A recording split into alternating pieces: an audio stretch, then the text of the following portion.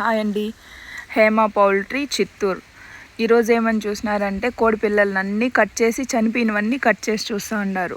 ఇలా కట్ చేసి ఎందుకు చూస్తూ ఉండారంటే ఇప్పుడు మేజర్ ప్రాబ్లం వచ్చి మా ఫామ్లో ఈ కోలి అనేసి ఒక డిసీజ్ వచ్చింది. ఆ డిసీజ్ ఎందుకు వచ్చింది అంటే అది వాటర్ తాగకుండా ఫీడ్ కరెక్ట్గా తినకుండా ఉండేదానివల్ల ఈ కోలి అనే ప్రాబ్లం వచ్చింది. ఈ కోలి రాకుండా చూసుకోవాలి అంటే కోడి పిల్లల చుట్టూ మనం తిరుక్కుంటూ ఉండాలి. అది వాటరు ఫీడ్ ఇంటేక్ చేసేలా చూసుకోవాలి.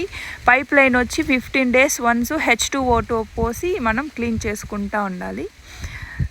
అదే కాకుండా మనం ఈ డ్రింకర్ల కింద వాటర్ తేమ కాకుండా చూసుకుంటూ ఉండాలి.